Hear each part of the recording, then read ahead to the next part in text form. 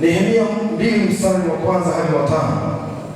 Hapo ndiko maandiko yetu tumeyasoma, na mistari hii mitano inanipa nafasi ya kukupa nini ambacho tunakwenda kujifunza siku ya leo. Ujumbe wa leo unasema shauku juu ya kazi ya Mungu. Shauku juu ya kazi ya Mungu. Shauku juu ya kazi ya Mungu. Na naweza nikaongea maneno mengi sana leo. Yamkini pia miongoni mwetu wakawepo watu ama nikawepo mbaya, naweza nikasahau pia mambo mengi ambayo yanaweza kuzungumzika leo hapa. Lakini nikuombe, ondoka na hiki ambacho ninakwambia, wazo kuu katika ujumbe wangu ambacho tunasema Mungu bado anatafuta mtu mmoja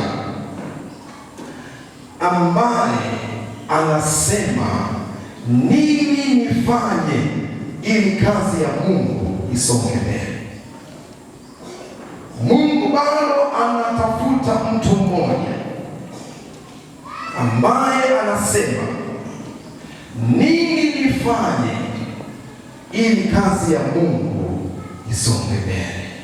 Jamani, Bwana Yesu asifiwe. Bwana Yesu asifiwe. Hata sasa Mungu bado anatafuta mtu mmoja, na ni maombi yangu kwenye huyo mtu mmoja niwe mimi. Ni maombi yangu kwenye huyo mtu mmoja uwe wewe ambaye umekaa mahali hapo unasikia neno hili, kwamba hata sasa Mungu bado anatafuta mtu mmoja ambaye anasema nifanye nini ili kazi ya Mungu isonge mbele.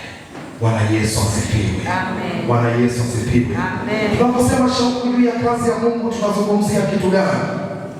Shauku juu ya kazi ya Mungu tunasema ni kuwa na upendo wa kina kwa Mungu.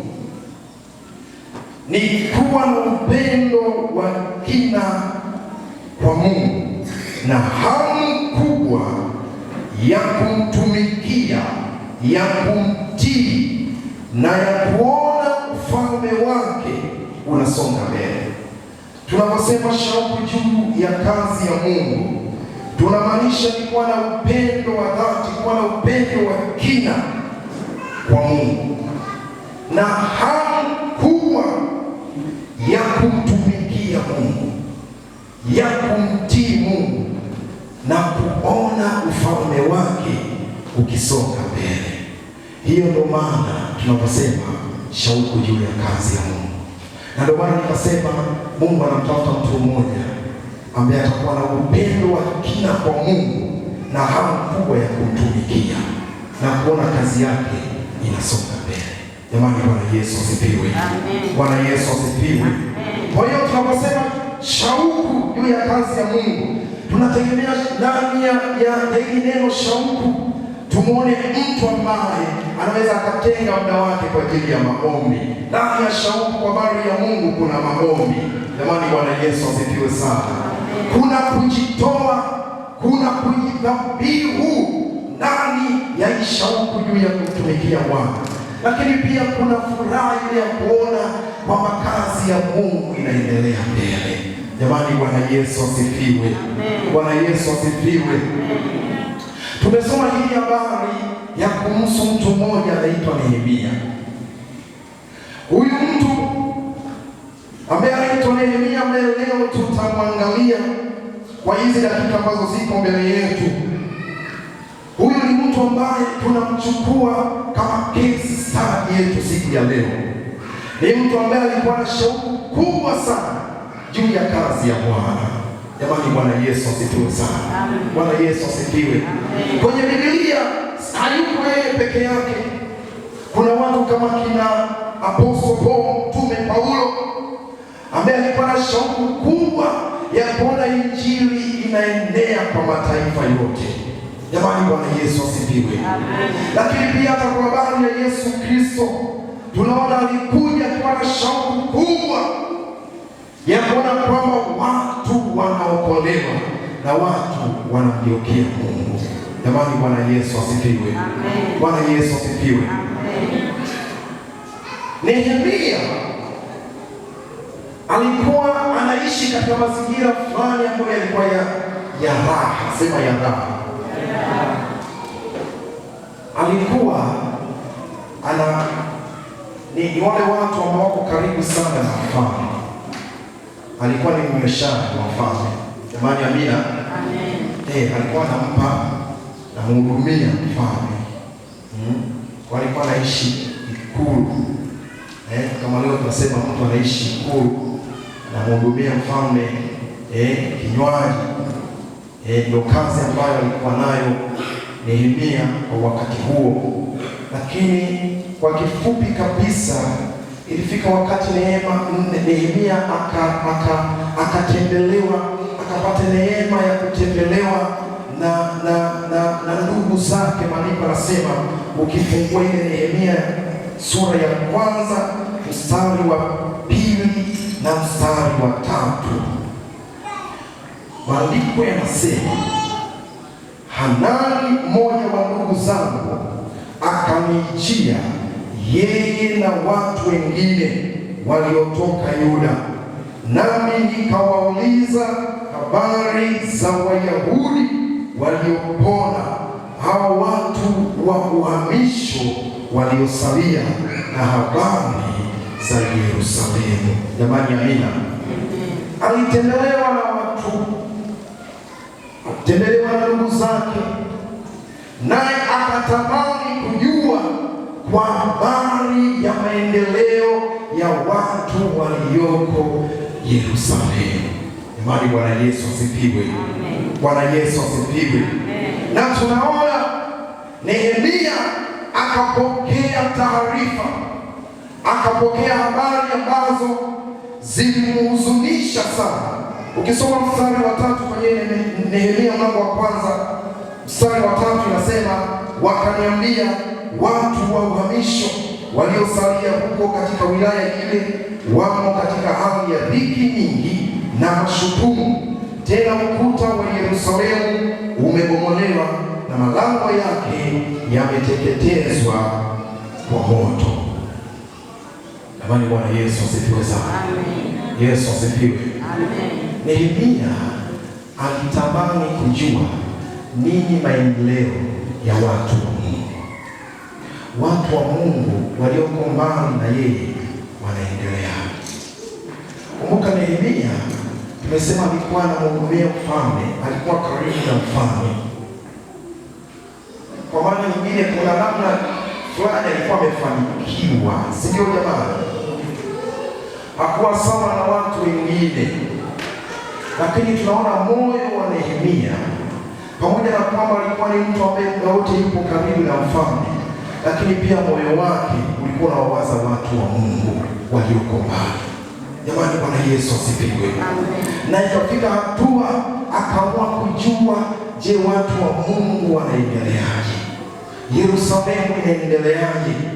Wale watu wakamwambia, watu wa Mungu waliosalia wapo katika hali ya dhiki nyingi, na ukuta wa Yerusalemu umebomolewa na mageti yake na malango yake yameteketezwa kwa moto. Hilo jambo Nehemia hakulipenda, hakulifurahia. Maandiko yanasema alichukua hatua, akaingia mpaka kwenye maombi ya kufunga, akamwomba Mungu juu ya hali ile. Kwa nini anafanya hivi? Ama kwa nini anafanya hiki kitu? Ni kwa sababu ya kile ambacho nimekwambia, shauku juu ya kazi ya Bwana. Jamani, Bwana Yesu asifiwe. Bwana Yesu asifiwe. Na katika kizazi hiki cha leo, katika kizazi hiki tulicho nacho, mahitaji makubwa si kuwa na watu ambao wana viwango vikubwa sana vya kielimu, sio kuwa na watu ambao wana kiwango kikubwa sana cha kifedha ama watu maarufu sana. Lakini nikwambie, katika kizazi hiki, nyakati hizi za hatari, nyakati hizi za mwisho, tunawahitaji watu ambao watakuwa tayari kuubeba ule mzigo kwa ajili ya kazi ya Bwana. Jamani, Bwana Yesu asifiwe. Na Mungu anatafuta mtu wa aina hiyo hata sasa. Bado anamhitaji mtu wa aina hiyo, mtu ambaye atasema ni kweli, sina fedha, naishi maisha fulani, mimi sio maarufu sana, lakini moyoni mwangu nina mzigo kwa ajili ya kazi ya Bwana. Mtu wa aina hiyo anatafutwa. Pamoja na kwamba Nehemia alikuwa mbali na ndugu zake, alikuwa mbali na watu wake, lakini bado moyo wake ulikuwa umeshikamana na watu wa Mungu. Jamani, Bwana Yesu asifiwe. Bwana Yesu asifiwe. Unajua, wakati mwingine mtu akiinuliwa kidogo huwa anawasahau hata watu wengine, lakini ni tofauti kwa Nehemia. Pamoja na kwamba alikuwa na maisha, alikuwa anaishi maisha mazuri, lakini moyo wake bado ulikuwa unaiwaza kazi ya Mungu. Jamani, Bwana Yesu asifiwe. Bwana Yesu asifiwe sana. Tamani leo uwe miongoni mwao. Tamani leo uwe ni yule mmoja ambaye atasema, Bwana, nifanye nini ili kazi yako isonge mbele? Nifanye nini ili ufalme wako ujengwe? Bwana, unataka nifanye nini ili watu wakujue wewe Bwana? Tamani kuwa mtu mmoja leo ambao atamwambia Bwana, nitumie mimi kwa ajili ya kazi yako. Jamani, Bwana Yesu asifiwe. Yesu asifiwe sana. Kwa hiyo Mungu anatafuta watu ambao hawatatulia pale ambapo wanapata taarifa kwamba kazi ya Mungu imesimama mahali fulani. Mungu anatafuta watu ambao hawatatulia. Nehemia hakutulia aliposikia kwa habari ya hali mbaya iliyopo kwa watu wa Mungu. Maandiko anasema hakunyamaza, hakutulia, na Mungu anatafuta mtu hiyo. Nami nikwambie, mtu huyo ni wewe katika jina la Yesu.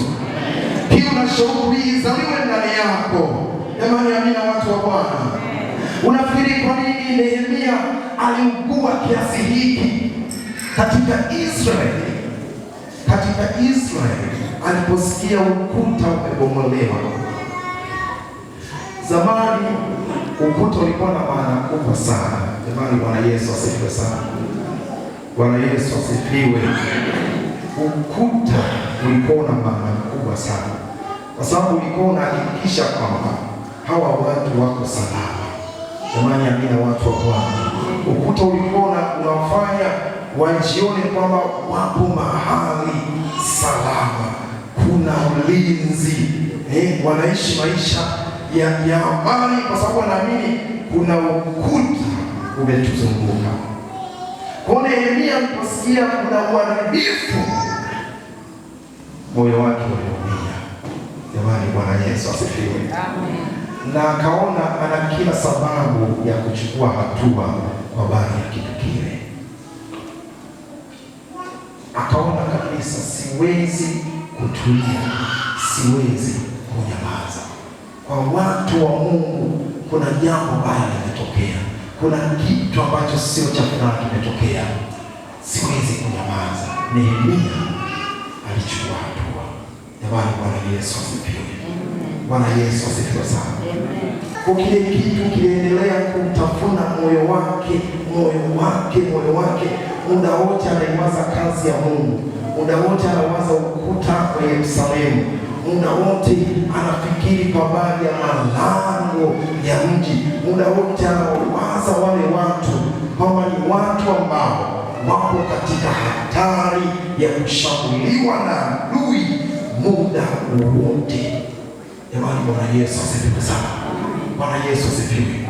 Na huyu mtu baada ya kujitambua akaona, mimi ni sababu ya kuleta mabadiliko katika eneo lile. Mimi ni sababu ya kufanya ukuta wa Yerusalemu ujengwe kwa upya. Akachukua hatua. Jamani, Bwana Yesu asifiwe sana. Nini kilichokuwa kinamsukuma, ama nini kilichomsukuma? Ni ile shauku juu ya kazi ya Bwana. Jamani, Bwana Yesu asifiwe. Ni ile shauku, na shauku inapokuwepo ndani ya mwamini, kuna mambo huwa yanazaliwa, na natamani nikwambie mambo haya. Jambo la kwanza, shauku juu ya kazi ya Mungu inapoingia ndani ya mwamini, jambo la kwanza ambalo huwa linazaliwa ni kitu kinaitwa mzigo wa kiroho. Jamani, Bwana Yesu asifiwe. Ni mzigo wa kiroho. Ukisoma Nehemia 2 mstari wa 2, maandiko yanasema, basi mfalme akaniambia, mbona umesikitika uso wako, nawe huna ugonjwa? Nini hii isipokuwa ni huzuni ya moyo? Ndipo nikaogopa sana. Mtu akiwa na shauku juu ya kazi ya Mungu, kati ya mambo ambayo yatazaliwa ndani yake, utazaliwa mzigo wa kiroho. Mzigo, atakuwa na mzigo mkubwa ndani yake kwa habari ya kazi ya Mungu fulani. Jamani, Bwana Yesu asifiwe sana. Na hiki kitu kilimtesa Nehemia. Zile habari zilipelekea Nehemia, kwa sababu alikuwa ni mtu ambaye alikuwa na shauku juu ya Mungu, shauku juu ya kazi ya Mungu. Kuna mzigo wa kiroho ulizaliwa ndani yake. Ndio maana maandiko yanasema, siku moja akaenda kwa mfalme, na mfalme alipomtazama akashuhudia uso wake una huzuni. Jamani, Bwana Yesu asifiwe sana. Na hii huzuni haikutokana na mahitaji yake binafsi, haikutokana na shida zake binafsi, sio za uchumi, sio ugonjwa, sio za kifamilia, hapana. Lakini hii huzuni ilitokana na ule mzigo uliopo ndani yake kwa ajili ya kazi ya Bwana. Jamani, Bwana Yesu asifiwe sana. Mtu anaweza akawa na shauku juu ya kazi ya Bwana, akawa na mzigo juu ya kazi ya Bwana, wakati mwingine mpaka ukimwangalia unaona ana huzuni, hana furaha, anawaza, anasema nitafanya nini ili kazi ya Mungu iendelee. Jamani, Bwana Yesu asifiwe sana. Unaweza umekaa hapa, unaona kitu hapa kanisani kama vile, mbona ningetamani nifanye jambo fulani kanisani. Jamani, amina watu wa Bwana. Hizo hali kama hizo sio zinatokea. Unakuwa na mzigo ndani yako, unasema mpaka nifanye, na ukifanya unasikia ndani yako panakuwa na utulivu, unakuwa na ule wepesi. Jamani, Bwana Yesu asifiwe sana. Mtu mwenye mzigo kwa habari ya kazi ya Mungu hawezi kutulia. Nehemia, kwa sababu alikuwa na mzigo kwa habari ya kazi ya Mungu, hakunyamaza, alichukua hatua, na mpaka uso wake ukaonekana hauna furaha, ukaonekana una huzuni. Kwa nini? Ndani yake panawaka moto, kwamba yanipasa kuifanya kazi ya Mungu. Jamani, Bwana Yesu asifiwe sana.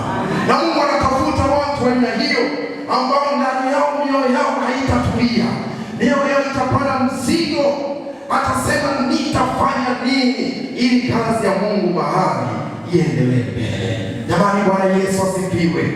Bwana Yesu asifiwe sana. Bwana Yesu asifiwe sana.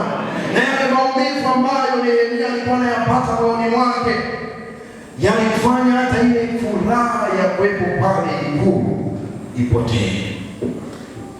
Jamani, Bwana Yesu asifiwe. Ile furaha ya kuendelea kukaa pale ikulu, anajiuliza ninakaaje hapa, maeneo mazuri, lakini kuna mahali kazi ya Mungu inaharibika. Kuna mahali kazi ya Mungu ipo katika hali ya huzuni. Na sisi tuna nafasi ya kutafakari. Yamkini Mungu anaweza kuzungumza na wewe jambo fulani kwa habari ya kazi ya Mungu. Inaweza isiwe hapa, inaweza ikawa ni eneo jingine. Mungu anaweza akakwambia kwamba fanya bila jambo fulani, lakini fanya bila kazi yako ili isonge mbele. Mungu anaweza kuzungumza na wewe, kwa sababu Mungu anazungumza na mtu kibinafsi. Jamani, Bwana Yesu asifiwe sana. Wale watu waliletea tu Nehemia taarifa, alafu Mungu akaongea na Nehemia kibinafsi kabisa. Hata huyo Mungu anaweza kuzungumza na wewe kwa habari ya kazi ya Mungu. Jamani, Bwana Yesu asifiwe sana. Amen. Bwana Yesu asifiwe. Amen. Ukiona hali kama hiyo, usikubali kuizimisha. Usikubali kufanyaje? Kuizimisha. Chukua. Jamani, Bwana Yesu asifiwe. Bwana Yesu asifiwe.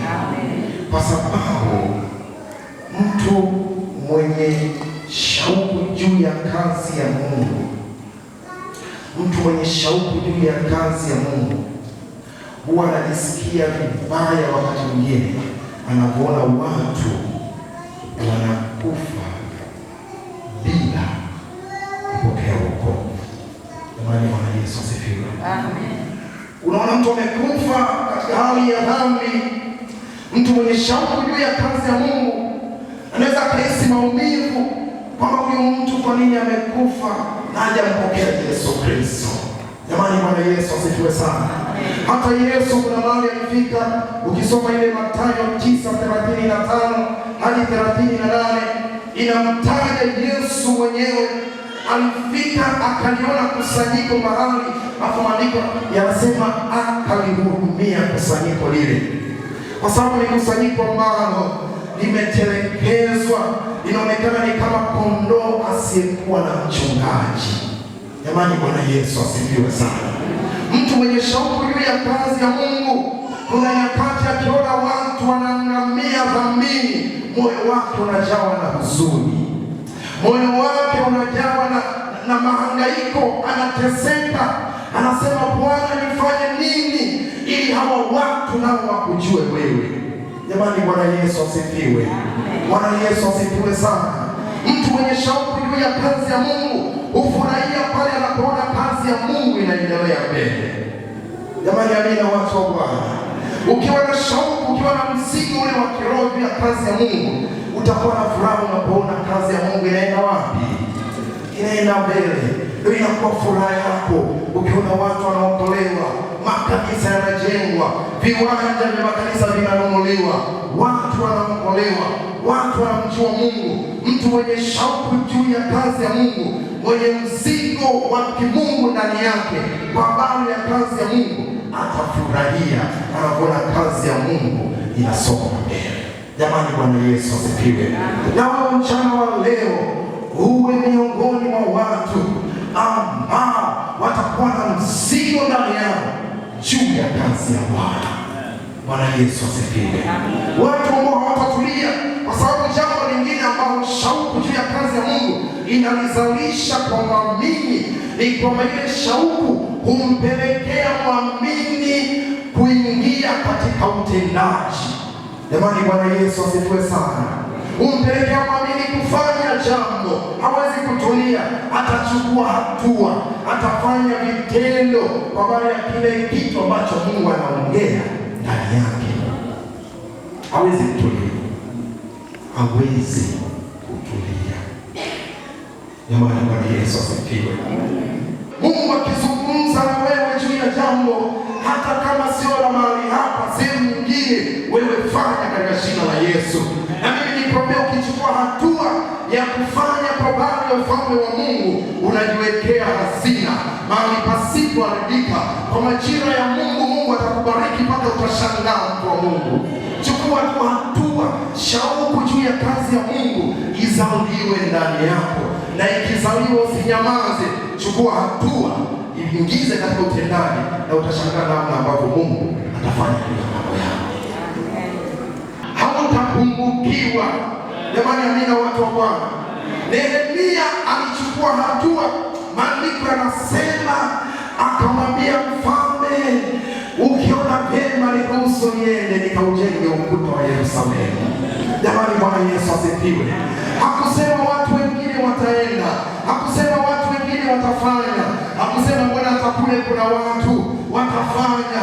Hata sisi tuna project ya Liula, hatuwezi kusema mbona kule Liula kuna watu watafanya. Sisi tuko na Mungu ametuweka mahali hapa kwa ajili ya kuifanya kazi ya Mungu. Jamani, Bwana Yesu asifiwe. Bwana Yesu asifiwe. Mungu anatafuta ni watu gani ambao watasema Bwana, nifanye nini kwa ajili ya kazi yako? Nifanye nini Bwana ili kazi yako isonge mbele? Na mimi nakwambia, ukigusa Mungu kwenye kazi yake, hautabaki kama jinsi ulivyo. Hautabaki kama jinsi ulivyo. Kuna mambo Mungu atayafanya. Jamani, Bwana Yesu asifiwe. Kuna vitu Mungu atavifanya. Siku moja nikakaa nyumbani, nikamwambia mke wangu, hebu jana tunatoka leo. Jana leo tunatoka. Mimi nakupa mifano yangu mwenyewe. Jamani Amina. Nikamwambia jana leo tunatoka. Ndio tunaenda wapi? Nikamwambia tunaenda tu mahali. Wewe jana tunatoka. Kaondoka, kaenda mahali fulani. Nilikuwa na kiela kidogo.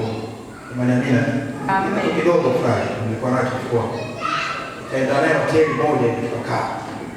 Mimi muone mwangu nilikuwa nina shauku juu ya mambo ya umisheni kupita kawaida. Sasa nilitamani niongee naye ili kilichopo moyoni mwangu na ile shauku juu ya kufanya mambo ya kimungu niambukize na kwake. Nikajiuliza nitafanyaje? Nikasema nikiongea naye hapa nyumbani lakini anaweza asinielewe. Yaani tutoke mahali abadilisha hapo nimfundishe sana na umisheni. Tukitoka kule na maeneo tofauti atakuwa amenielewa vizuri. Katoka tukaenda mahali fulani. Sasa ile hoteli ilikuwa kidogo imechangamka. Fika pale, mhudumu akaja. Kauliza nataka chakula gani? Akaambia wewe leta ile makaratasi ile. Mimi nitachagua. Ni hela ndogo sana. Lakini ninajiamini kwa sababu na Yesu basi. Nikaje ile karatasi. Akaambia leta karatasi yote, sitachagua nataka nini. Kaja karatasi mbili, soma. Mimi natupia jicho kwenye beni. Kulingana na hela kwa maana lengo sio chakula. Lengo ni ile mwisho iliyoko moyoni mwangu, ile mzigo juu ya kazi ya Mungu. Nitauhamisha vipi kwa mke wangu? Sasa lazima niwe na mbinu nyingi. Nikamwambia mhudumu fulani, sasa mletee hiki na hiki. Weka na Pepsi hapo ya ndani. Akaenda. Akaniuliza wewe, sasa mimi simeshapiga hesabu nimeona na mimi nikiingiza kama ya kwake. Nitaaibika. Nikamwambia mimi naomba chai ya tangawizi.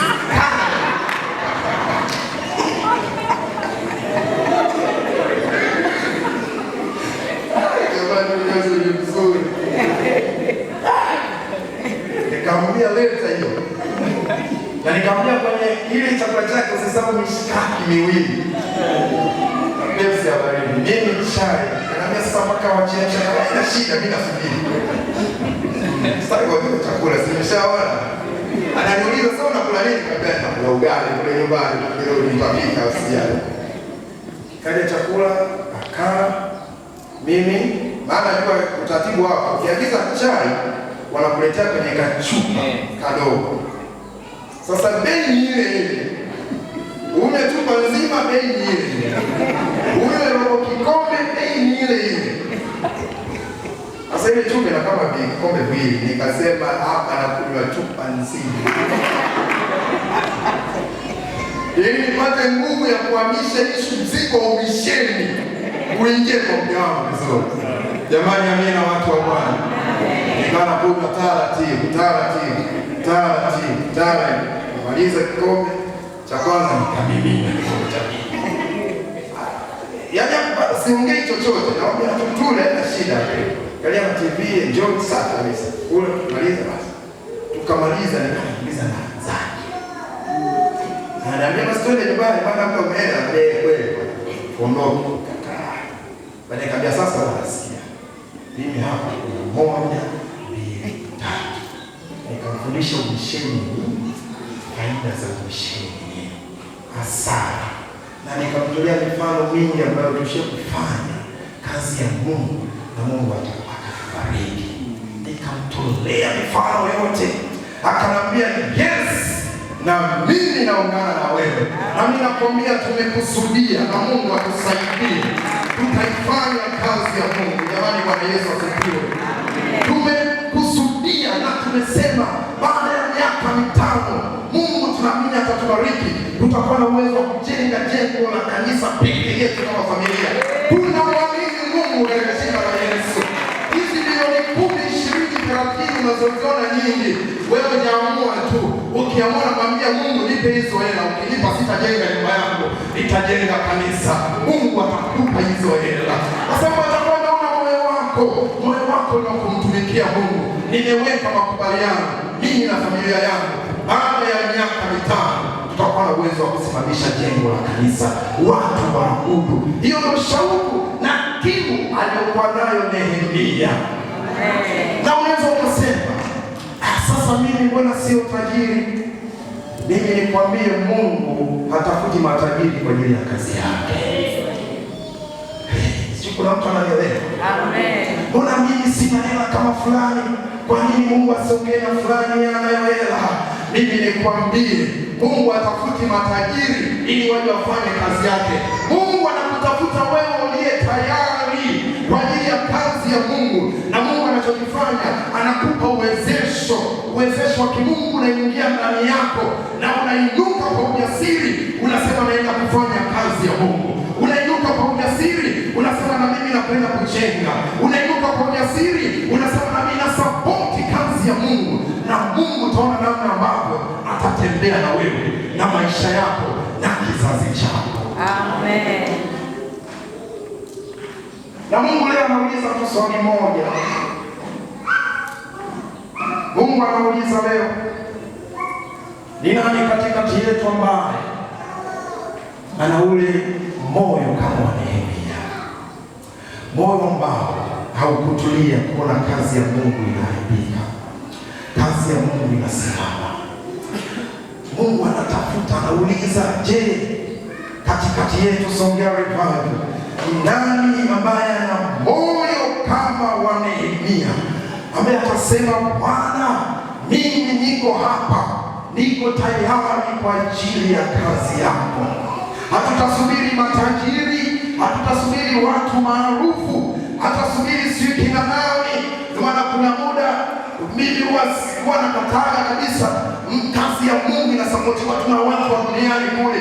Tunatoka kwenda kuomba misaada kwa watu wa duniani. Hebu tuanze sisi wenyewe katika jina la Yesu. Ukisikia ndani yako shauku ya kufanya kazi ya Mungu juu ya jambo fulani, usinyamaze, usisubiri mtu mwingine aje afanye. Simama wewe, Mungu anatafuta mtu mmoja. Jamani, amina. Na mtu huyo mmoja uwe wewe. Nasema mtu mmoja uwe wewe. Mtu mmoja uwe wewe, ambaye utakusudia, utasema mimi na nyumba yangu, mimi mwenyewe, mimi binafsi nitaifanya kazi ya Mungu. Jamani, Bwana Yesu asifiwe sana. Amen. Mchungaji wako anatoleka sana mifano, anasema yeye mzigo wake mkubwa huko kwenye kusomesha wachungaji. Mimi mzigo wangu uko kwenye ununuzi wa viwanja na ujenzi wa makanisa. Hilo mimi nimekusudia, na mimi nakutia moyo na nimekusudia kuifanya kazi ya Bwana. Baba mchungaji, karibu sana.